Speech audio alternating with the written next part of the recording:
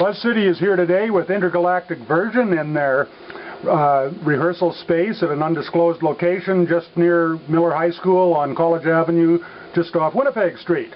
Hi guys. Hello. Hey Buzz.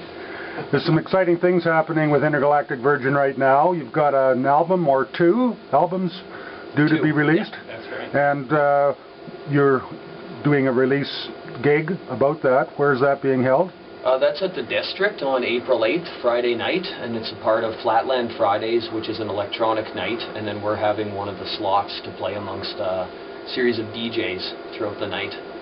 So it'll be the demo album and then the remixes. Those are the two albums being launched. So that would be album 6 and 7, and then we have a box set which has all 7 albums for a limited edition. Kind of putting our past behind us a little bit and moving forward, and you have one more chance to get all of our old recordings from us. Okay, tell us about your past a little bit. You guys have been around since when? That would have been 2005? Yeah, 04, 05, yeah. And you've recorded several albums, and they're still all available. How many in total?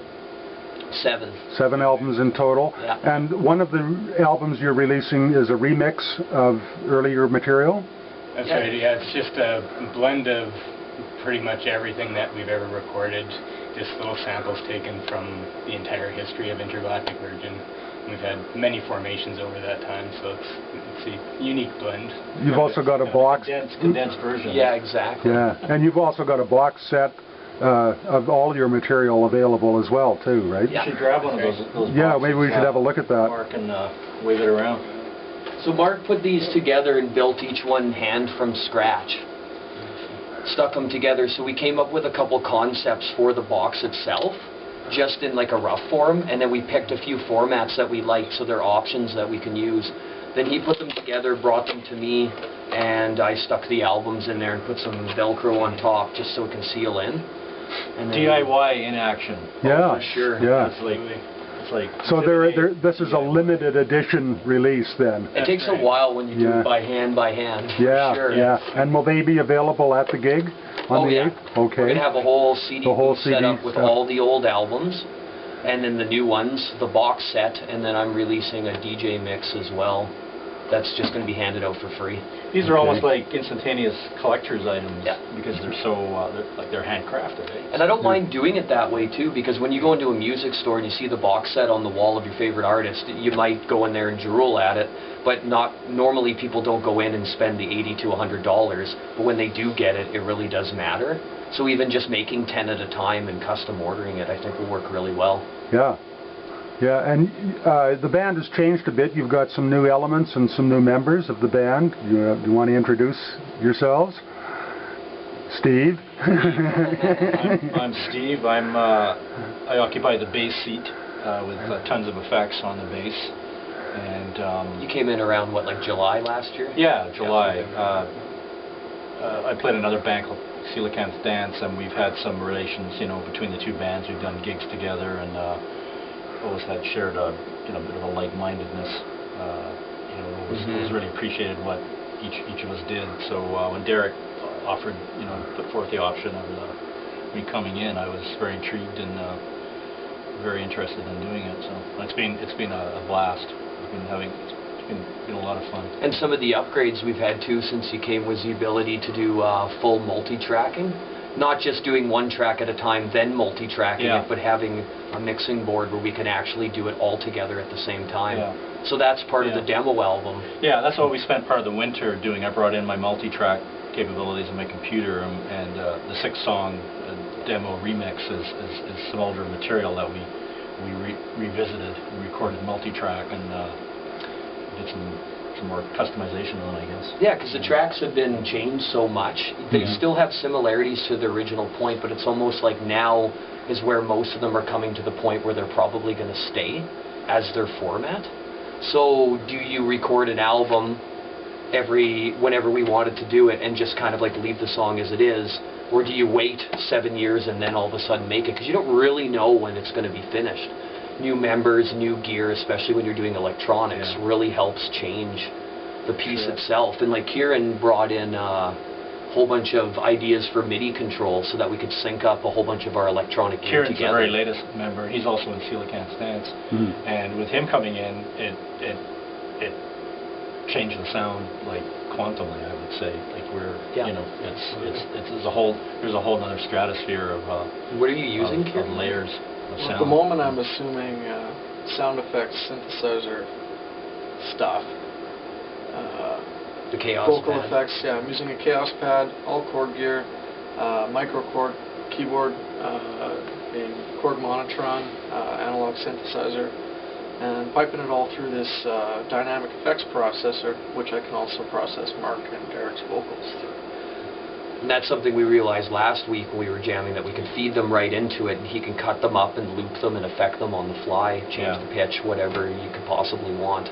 So we can still be singing, and there can be repetitive vocals going on, coming in and harmonizing, or it could be extra sounds coming in, which fits for the remix, because it's almost like we're taking bits and pieces from everything we've done and throwing it all in together. Sure. It's like live remixing right on the fly, right, as it happens, you know. It's like, you know, it's like the Japanese restaurants when they come out and cook your, you know, your food right in front of you, right? And good it's never the same twice. It's never the same twice. No, it morphs and mutates every time we play it, and that's the beauty of it. And you know, it's an adventure, I guess. With so many possible settings, there's sort of an infinite possibility of sound, and thus you never get the same sound ever twice. So every time we play a song, it's a completely unique experience. Reinvent it every time. You never get bored. Yeah, for sure. Do you have an idea in mind? You must have a route in mind when you start a new piece. You know, well, let's try this and go here, or do you just let it unravel and? There's definitely roots. Yeah, totally. Yeah, well, I think definitely a core. We all practice on our own. We all have side projects and other things we're interested in. So usually somebody will bring something to the table. Like I might bring a bunch of beats and have a vocal part. And then we'll just try it out and see how it goes. Maybe after jamming it a few times, you like that patch setting on your effects pedal, and you kind of wanted to play in this root key. And then as you were harmonizing, they got more complicated at that point. Yeah. So we kind of, I would say it's a group effort. But the backbone to the band is definitely the beats that I make on the PlayStation and the drum machines. Then I feed them into the computer, which then has more manipulation if we need to. It's like sonic painting with a heavy duty groove. You know, a lot of intuitive playing. Very much. Yeah, very much. Things just happen. Yeah. Risk taking with risk. And it all informed risk taking though. Absolutely. Yeah. Intelligent risk taking. It does seem to all fit together. We're not just a bunch of monkeys, you know. Well, some people might say that we are. Yeah. Sonic monkeys. Well, if you take Steve's glasses and his lights right there, like that fits in with the band as much as the music does. The lasers that are going off in the background, the light machines, the costumes that we use. I really do feel that that feeds the song and helps bring its identity. Because you're not just making something you want to make, but it kind of has this Intergalactic Virgin flair to it. Something galactic, space age, maybe Kraftwerk, robotic-like, Chemical Brothers, Daft Punk, Aphex Twin, you know, to name a few. It's like a hybrid of genres thrown into one. Yeah, it's always interesting whenever we play. You always get people, you know, trying to pigeonhole you and saying, you know, I heard this in what you guys are doing, and wow, you know, have you heard of a band called, like, you guys sound a lot like them. You know, it can't be done, you know. I mean, I'm a big fan of, you know, well, we all are, of 70s krautrock. And I'm a huge fan of early space rock pioneers like Hawkwind.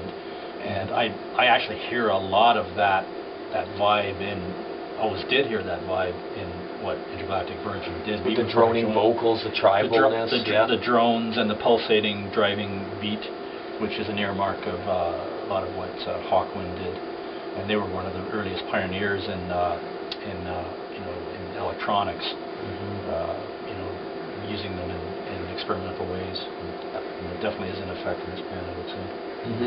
Yeah. But it's a reference to these influences. It's not a direct attempt to copy them. No. No.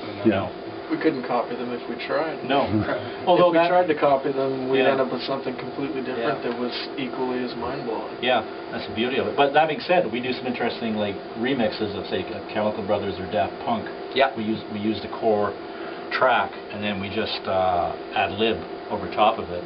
And, but that's used in the live setting, purely only. Well, yeah. So then we're taking, like, because we also have the ability to just go off and jam for 2 hours and do a set in front of people. We can do our own songs, which we mostly do, but then we could take my favorite tracks and stick them into the computer, blast those out, and now you have an actual, in-your-face, a lot of manipulation DJ set. Instead of a guy on a couple turntables, which I totally respect, maybe a little bit of extra gear, we're actually bringing a full band creating these remixes. Yeah. And sometimes when you're doing a late night thing at a club, it's perfect to be able to give them a little bit of what they recognize. They can have a little bit of party fun, and then you feed them a little bit of your songs. Because our set's pretty continuous. It seems very, to go very that continuous. way. Yeah, it has a flow. You know, sometimes like there's really no separation between tracks. It's just one kind of continuous. You know, like you never know what Derek's going to throw at us too. It's sometimes like we've done shows where Derek's pulled something out of the hat that me and Mark didn't know he was going to do. You know, like it could be Led Zeppelin, it could be Daft Punk, it could be Chemical Brothers. You know, you pull it out and hit us with it, and we'll go, oh, here we go. So people can look forward to something unique and inventive and something they've never heard before when they hear you guys almost anytime you play. Exactly. You can turn on the radio every day and hear the same thing, so this is kind of like a fresh approach. Well, some of the players that in the early incarnations of this band, I was blown away to hear that they were in the band, like, well, Brett Dolter, for instance. Brett Dolter, Christina Phipps, Beth Curry. Christina Phipps was in this band? Yeah. Oh, fuck. I mean, I basically had to fill Beth Curry's bass boots, and that was actually a little daunting to me because she's a monster player. I mean, she's very nice. She's an incredibly educated player. I mean, she plays with the RSO. I mean, and she was a long-term member of this band. And then when she moved on to some other projects, I was approached to play it. And I thought those are big boots to fill. You know. I think it's but instead you stepped into your own boots and brought a whole nother element. Yeah, exactly. I booted it up. So the band members have changed, come and gone. You've added new, you've lost a few.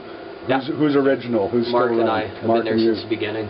It's the core right here. I think it helps a lot that we've been hanging out since kindergarten. So it's a long ride. These two go way back. And then Beth was there for 5 years, and we had a few people come in periodically when we needed some more, we don't mind doing it with 2 people, which we have done shows like that before. As long as 2 of the members show up, the show is going on. But it's kind of nice, in my thoughts, I hope you guys are the same, 3 or 4 is a really good number. Yeah. It's manageable, and there's a little bit more sound to play with. Yeah, plus I like learning from you guys, too. Well, vice versa. Yeah. I mean, there's such a swirling canvas of sound. There's always things to react to and feed off and spin off of, and it changes. It just revolves and changes continuously, and that's the beauty of it. You know? Any definite plans for the future? Oh wow! With the acquisition of all the new equipment and the possibilities, have you got some intent? And have you got something you plan to do that's new? Wow! I'm sure there's going to be. You want to play in an arena? I know that. We want to do an arena show someday. Before I'm dead, I got to play a stadium. Because we sound-wise, we could fill it up. For sure. I think making new albums and also just experimenting a little bit with the venues we can play at, because we're pretty embedded into Regina in terms of where we work in our life. So when you're playing in a city lots that you live in, you got to switch up the venues lots. Maybe it's a festival this time, maybe it's a club this time, maybe you do an art show, which Intergalactic Virgin has done before. Yeah. Up in Saskatchewan, we went to Pave New Media and did a whole workshop on layering sound was the theme of the night, and then we put that together and had a workshop in the afternoon and then a showcase in the evening. So IV kind of fits in all these different little pockets that when somebody throws something at us, hey, would you like to play with our band, or could you help us out with this? It seems like the possibilities are almost endless for what we could do. If they like what we're doing and they want it there, a film soundtrack, I probably wouldn't say no. You definitely wouldn't say no, would you? No. What am I talking? Probably wouldn't. Yeah, definitely. Yeah, it's like action sound painting. It really is. Exactly. Hey, cool guys. We're at 15 here. All right. Perfect. Cool.